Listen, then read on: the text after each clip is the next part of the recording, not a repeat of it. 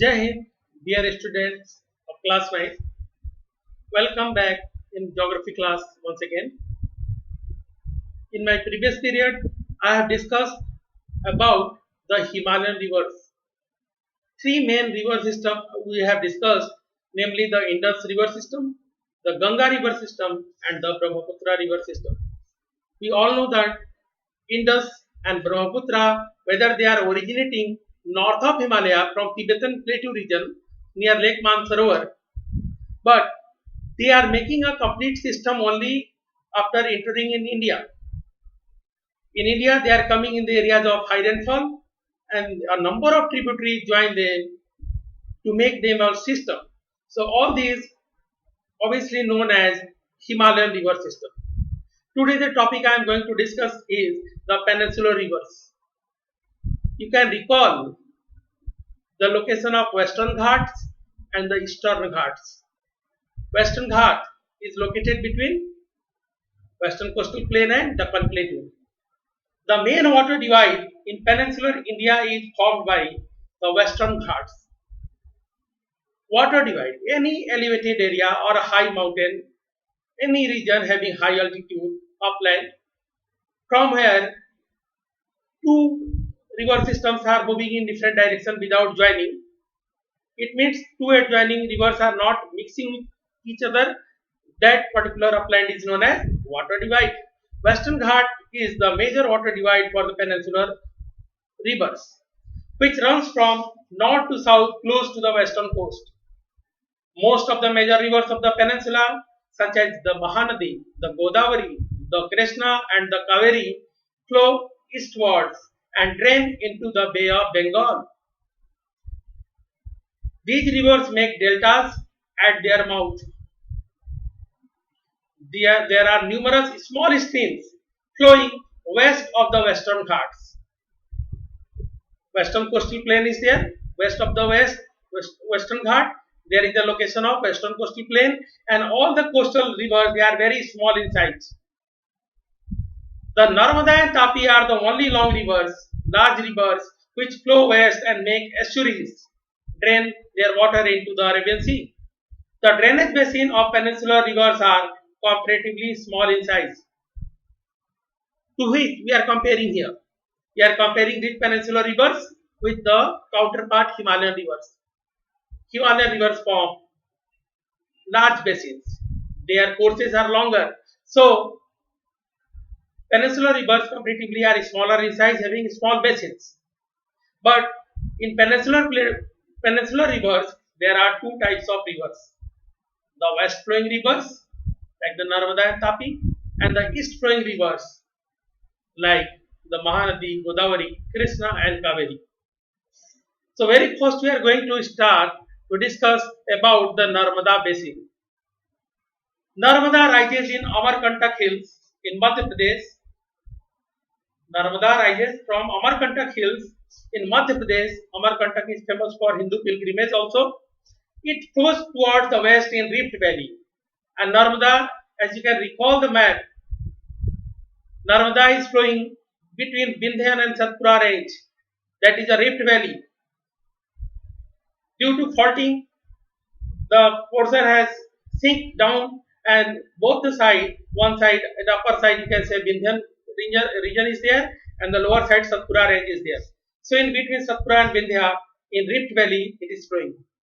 On the way to the sea, the Narmada creates many picturesque locations.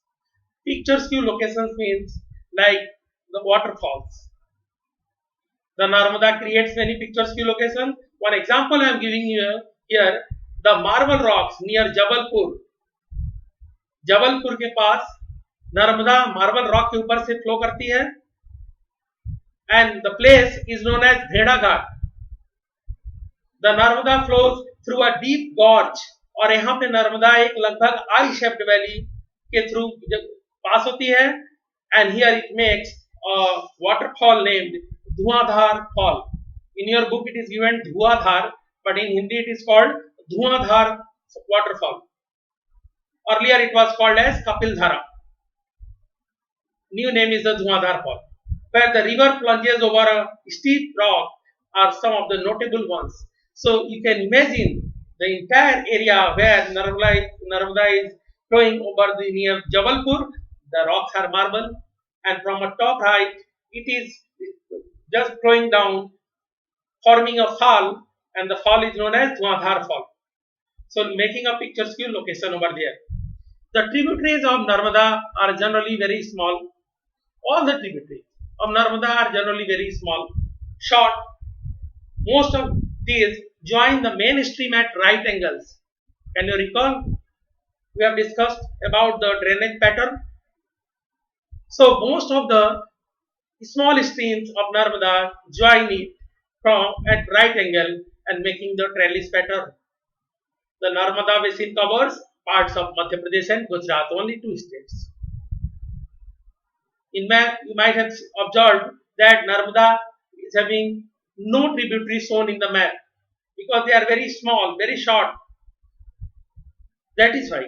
And mostly meeting Narmada from right angles about 90 degree and forming the trellis pattern. Another river which is also known as west flowing river is the Tapi.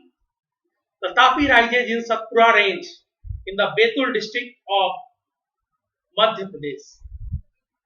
The place where from it originates is known as Sihava, but in general it is given the Tapi rises in Satpura range in the Betul district of Madhya Pradesh. It also flows in a rift valley parallel to the Narmada, but it is much shorter in length. If you are comparing the length, Narmada is having 1313 kilometer length, but Tapi is having about 760 kilometer length. It is so short as compared to Narmada. Its basin covers parts of Madhya Pradesh, Gujarat and Maharashtra. जब कोई छोटी नदी महाराष्ट्र से निकल के आके तापी में मिलती है तो महाराष्ट्र में भी इसका बेसिन हो जाता है. And beside these two rivers, the coastal plains between the Western Ghat and the Arabian Sea are very narrow. We are talking about Western coastal plain between Western Ghat and the Arabian Sea. Western Ghat और Arabian Sea के बीच में जो हमारा coastal plain है वो narrow है, उसको हम लोग बोलते हैं वेस्टर्न कोस्टल प्लेन. अलग अलग नाम है. कोंकण बोलते हैं महाराष्ट्र में, कन्नड़ बोलते हैं कर्नाटका में और मालाबार कोस्ट बोलते हैं केरला में. We have discussed all these things. Hence, the coastal rivers are short. The main west flowing rivers are Sabarmati, Mahi, Bharatpuzha and Periyar. These are the major river as far as concerning the size of river in that particular coastal area. As coastal plain is very narrow, the rivers are very short. Only few important are there, namely the Sabarmati, Mahi, Bharatpuzha and Periyar. And you have to find out the state where they are located. Yes, Bharatpuzha, Periyar both are there in Kerala. Sabarmati and Mahi in Gujarat. Next is the Godavari basin. Now we are going to discuss about the east flowing rivers. Now we are going to discuss about the east flowing rivers. The first river I am going to discuss is the Godavari basin. Godavari is a holy river for Hindu. And have you any time observed it that most of the rivers are named on feminine? स्त्रियों के नाम पे नदियों का भी नाम रखा गया है mostly. Yes, as per Hindu mythology, it is said that they are goddesses. Ganga, Yamuna, Godavari, Krishna, Kaveri सभी को फेमिनिन मानते हैं, देवी मानते हैं, गॉडेस मानते हैं और उनकी पूजा होती है. Only two rivers in Hindu mythology, I can name them. They are the Indus, जिसको सिंधु नदी कहते हैं, and Brahmaputra. These two rivers are believed to be the male. Otherwise, all they are the females. So Godavari is also one of the important pilgrimage site for Hindu people, and it is the largest peninsular river. It is largest peninsular river and rises from the slope of Western Ghats in the Nasik district of Maharashtra. जितनी भी major east flowing rivers हैं, गोदावरी, कावेरी, कृष्णा, ये western Ghat से निकलती हैं, बे of Bengal की तरफ जाती हैं. The Godavari is the largest peninsular river we discussed and rising from a slope of Western Ghat in Nasik district of Maharashtra, and length is about 1500 kilometer. It is long, 1500 kilometre लंबाई है, and drain into the Bay of Bengal. Its drainage basin is also largest among the all peninsular rivers. अन्य peninsular rivers की तुलना में, चाहे वो नर्मदा हो, तापी हो, गोदावरी हो, कृष्णा हो, महानदी हो, सभी नदियों को ले लो एक साथ, तो गोदावरी की जो बेसिन है सबसे बड़ी है. Among all the peninsular rivers, the largest basin formed by the river Godavari. The basin covers parts of Maharashtra. About 50% of its total basin lies in Maharashtra, and the rest they are in Madhya Pradesh, Odisha, and Andhra Pradesh. The Godavari is joined by number of tributaries such as Purna. Have you heard the name of river Purna? Yes, it is one of the big river of South India. Purna, the Vardha, the Pranhita, the Manjra, Venganga, and Penganga. The last three, Manjra, Venganga, and Penganga, are the larger one. The last three tributaries are very large. Which last three? Namely, the Manjra, the Venganga, and the Penganga. Godavari is a holy river, no doubt, but because of the length and the area it covers, it is also known as Dakshin Ganga. So, in examination, question is generally asked, which river is known as Dakshin Ganga? Highlight any core feature of it. I will send you notes. In notes, you will get all the important points, but it is your recalling capacity that time in examination, whether you can recall or not. Simply याद कर लो. South India की सबसे बड़ी river है गोदावरी, और उसको वहां पे दक्षिण गंगा भी बोलते हैं. Do you know, in India Kumbh Mela, Kumbh fair organized on 4 places. One place is Nasik also, near Godavari. Godavari के किनारे भी कुंभ का मेला लगता है. Second, in Ujjain, near the Shipra river.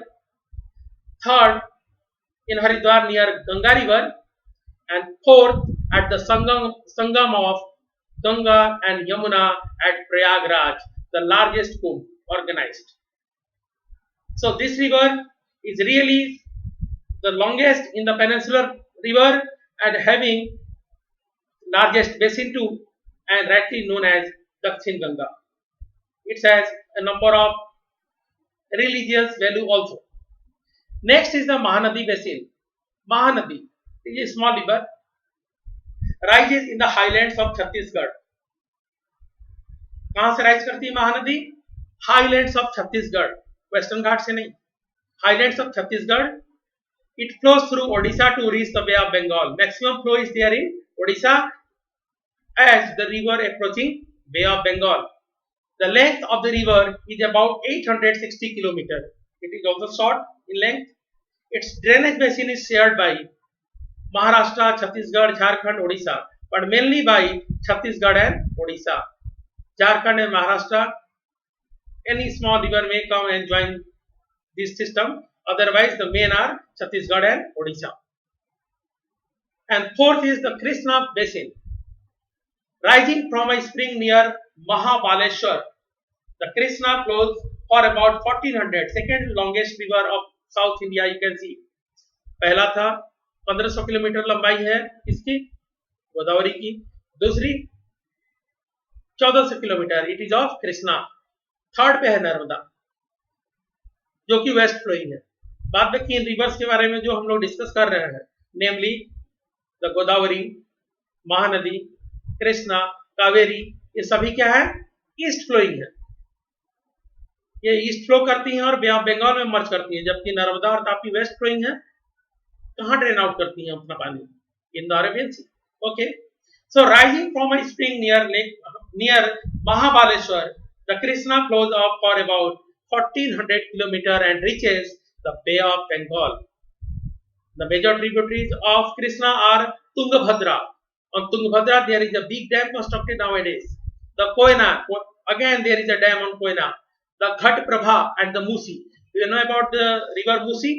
It is the river located between Hyderabad and Sikandrabad. Hyderabad and Sikandrabad are known as twin city. जुड़वा शहर मानते हैं।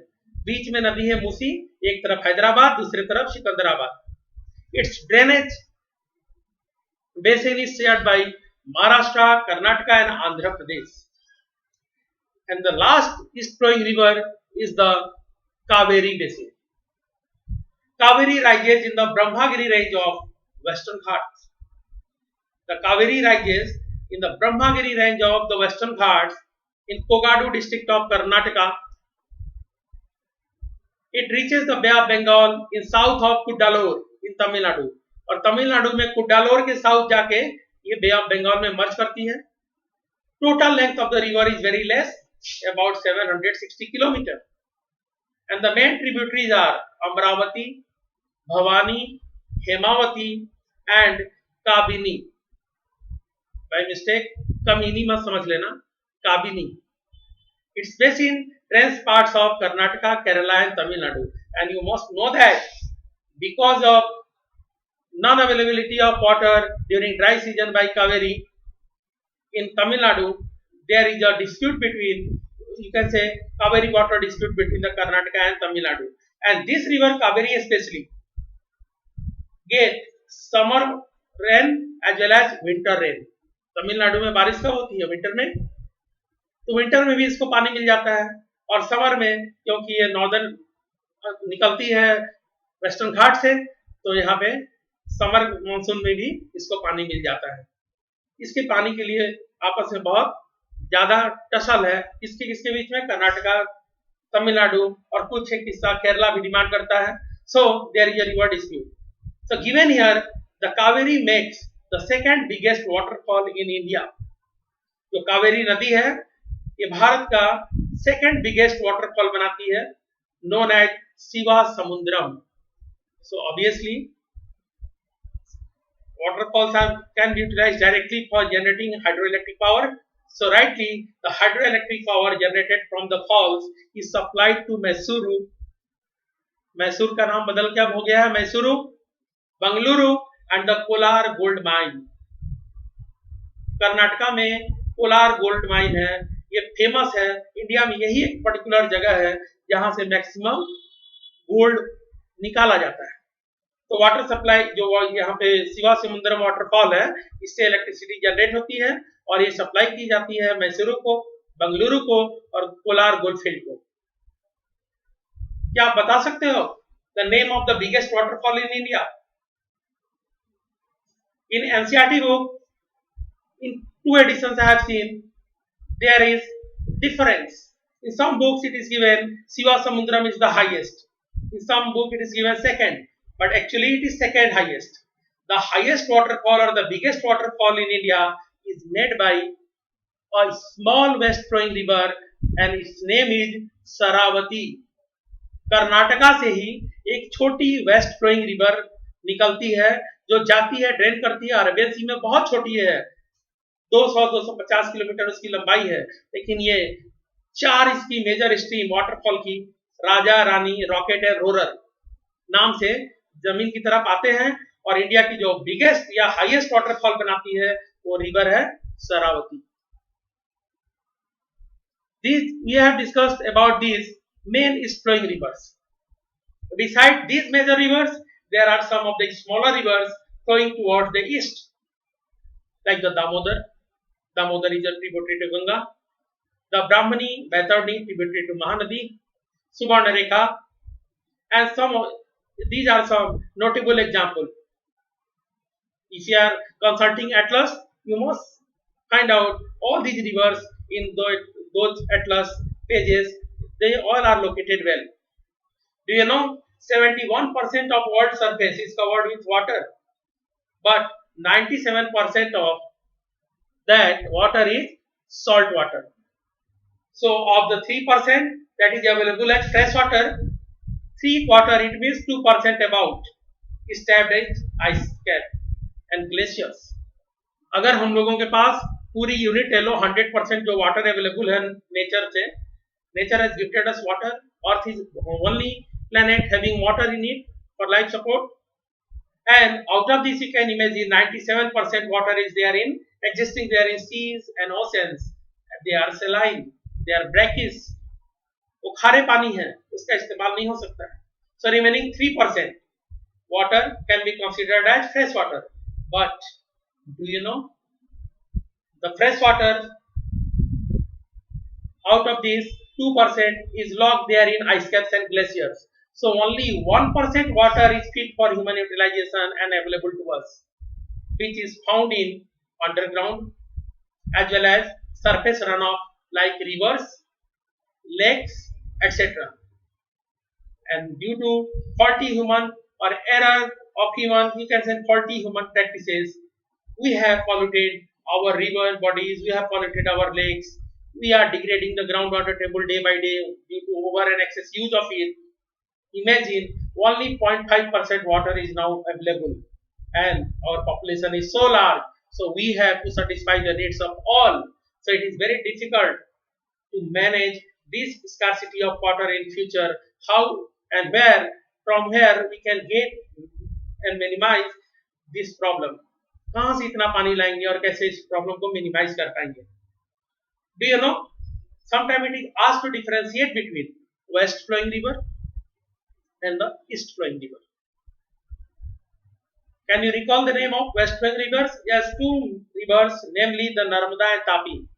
बहुत सारी छोटी छोटी नदियां हैं वेस्ट फ्लोइंग जो कि वेस्टर्न कोस्ट पे है. जैसे कि एग्जांपल हमने दिया Sharavati, but these are very small. Even in map they are not shown. Only Periyar and Bharathappuzha, Mahi, Sabarmati you can find in atlas, otherwise not in your book map. आपके बुक वाले मैप में तो उसको भी नहीं दिखाया गया है. So it is asked to differentiate between the west flowing rivers and the east flowing rivers. The west flowing rivers are two major rivers, namely the Narmada and Tapi are the west flowing rivers, and four major rivers, the Godavari, the Krishna, the Kaveri, the Mahanadi are the major east flowing rivers. Second difference, west flowing rivers drain their water into Arabian Sea and the east flowing rivers drain its water in the Bay of Bengal. Third difference, as I have discussed on point, tributaries of Narmada and Tapi, they are very small. So you can say the west flowing rivers are devoid of a developed tributary system. West flowing rivers are devoid of a developed tributary system, but the east flowing rivers have a well developed tributary system. East west flowing rivers are forming estuary at their mouth, but all these east flowing rivers draining their water in Bay of Bengal are forming deltas. What is the difference between estuary and delta?